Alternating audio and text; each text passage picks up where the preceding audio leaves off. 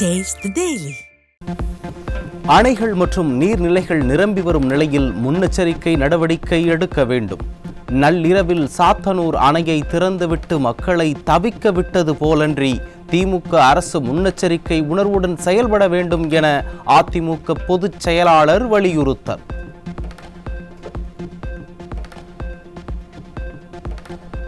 தமிழ்நாடு முழுவதும் பல்வேறு மாவட்டங்களில் கனமழை பெய்து வருகிறது. வானிலை ஆய்வு மையம் கொடுக்கும் அறிவிப்புகள் அடிப்படையில் மழை காலத்தில் பொதுமக்கள் கவனமாகவும் பாதுகாப்பாகவும் இருக்க வேண்டும் என அதிமுக பொதுச் செயலாளர் அறிவுறுத்தல்.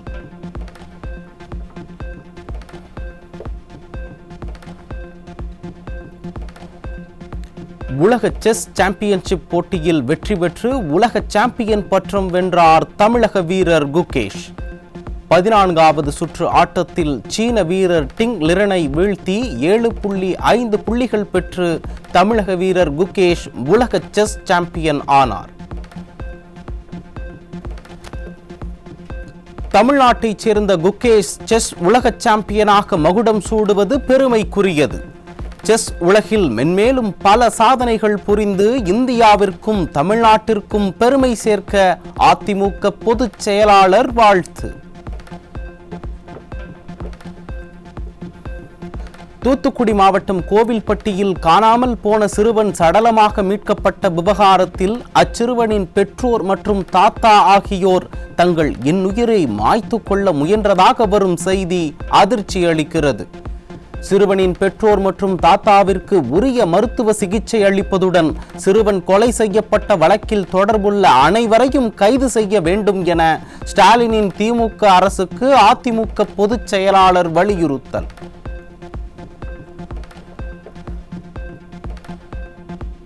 சிறுவன் கழுத்தில் நகை மாயமாகி உள்ள நிலையில் புகார் அளித்த அன்றே தீவிரமாக காவல்துறை விசாரித்திருந்தால் குழந்தையை காப்பாற்றி இருக்கலாம் என்று பெற்றோர் புகார் அளித்த விவகாரம்.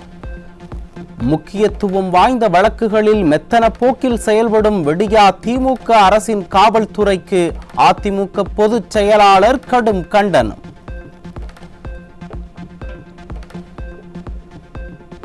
சென்னை பூண்டி நீர்த்தேக்கத்தில் இருந்து நீர்த்திறப்பு 1000 கன அடியிலிருந்து 5000 கன அடியாக அதிகரிப்பு. நீர்வரத்து 4000 கன அடியாக உள்ள நிலையில் கொசஸ்தலை ஆற்றங்கரையோரத்தில் வசிக்கும் மக்களுக்கு வெள்ள அபாய எச்சரிக்கை. கடலூர் மாவட்டத்தில் தொடர் மழை காரணமாக நீர்வரத்து அதிகரித்துள்ளதால் வீராணம் ஏரியில் இருந்து 2200 கன அடி நீர் திறப்பு.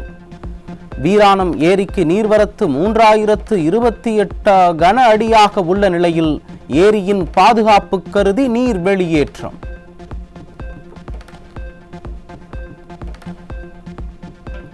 சாத்தனூர் அணையிலிருந்து 13000 கன அடி நீர் வெளியேற்றப்படுவதால் தென்பெண்ணை ஆற்றின் கரையோர பகுதி மக்களுக்கு வெள்ள அபாய எச்சரிக்கை. வெள்ள பாதிப்பிலிருந்து முழுமையாக மீண்டு வராத கடலூர், விழுப்புரம், கள்ளக்குறிச்சி, திருவண்ணாமலை மாவட்ட மக்கள் வெள்ள அபாய எச்சரிக்கையால் அச்சம்.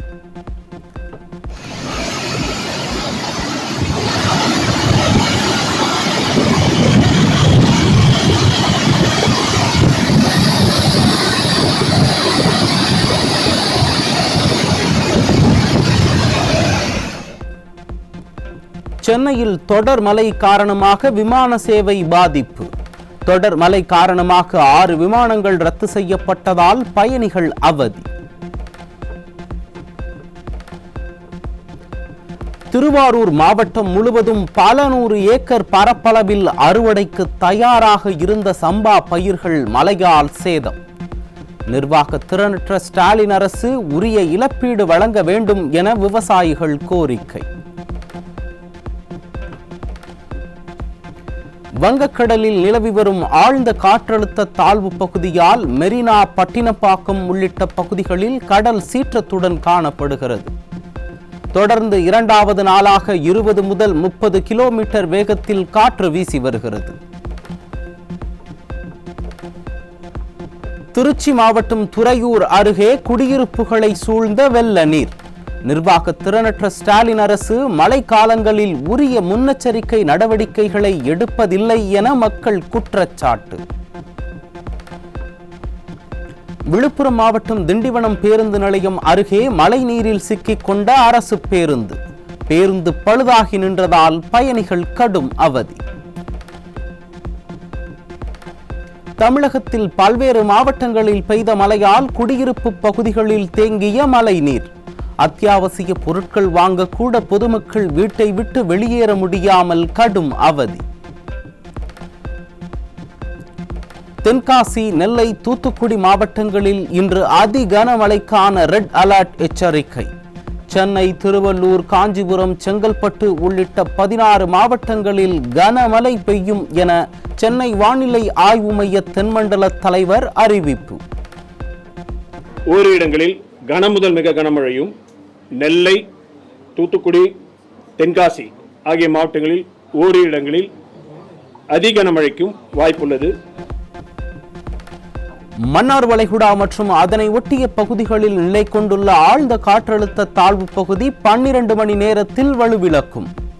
ஆழ்ந்த காற்றழுத்த தாழ்வு பகுதி வலுவிழந்த பிறகும் தமிழகத்தில் கனமழை பெய்யும் என சென்னை வானிலை ஆய்வு மைய தென்மண்டல தலைவர் பாலச்சந்திரன் அறிவிப்பு.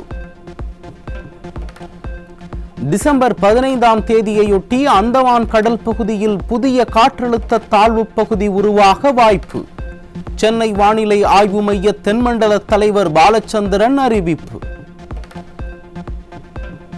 தென்காசி, நெல்லை ஆகிய மாவட்ட பள்ளிக்கு மட்டும் நாளை விடுமுறை.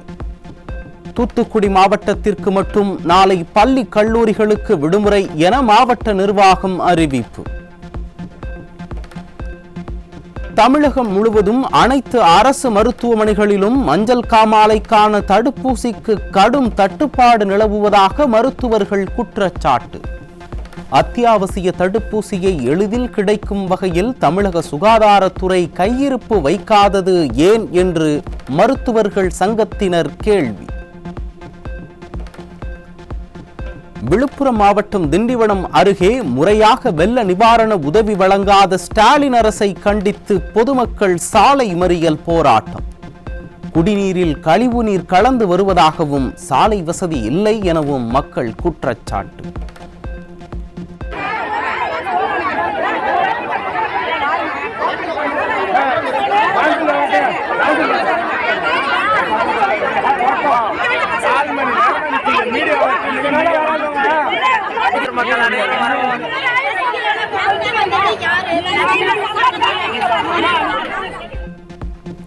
தென்காசி மாவட்டம் சங்கரன் கோவில் அருகே ஸ்டாலின் அரசை கண்டித்து கடையடைப்பு போராட்டத்தில் ஈடுபட்ட வணிகர்கள்.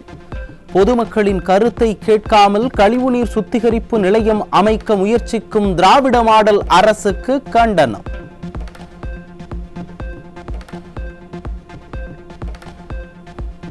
விழுப்புரம் மாவட்டம் மரக்காணம் பகுதியில் உள்ள ஓங்கூர் ஆற்றில் ஏற்பட்ட வெள்ளப்பெருக்கு. வெள்ளப்பெருக்கில் சிக்கி பரிதாபமாக உயிரிழந்த விவசாயியின் உடல் மீட்பு.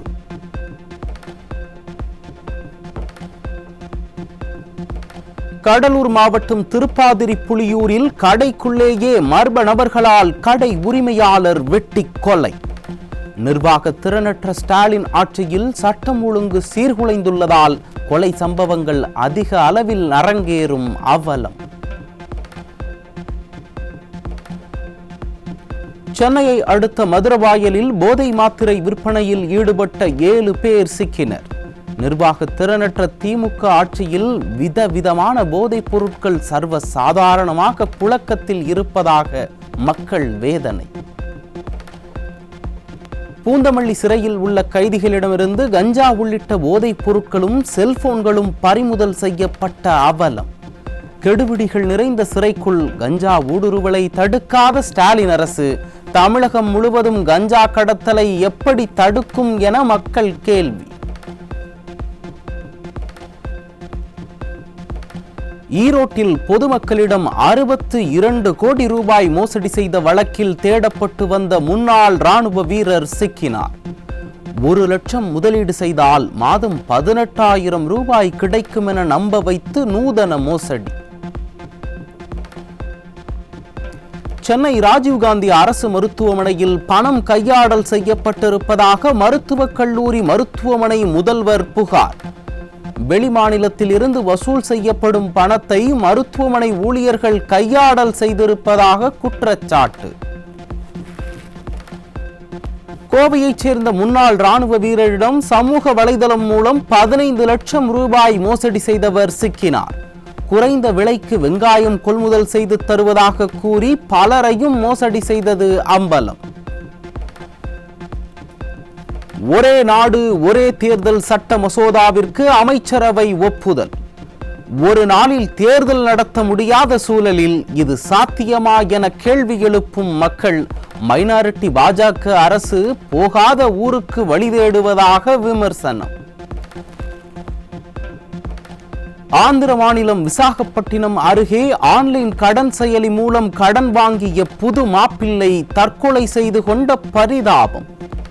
வளர்ச்சி பாதுகாப்பு என வாய்சவடால் பேசும் மைனாரிட்டி பாஜக ஆட்சியில் இந்தியர்களை கடன் செயலிகள் கலங்க வைத்திருப்பதாக மக்கள் வேதனை.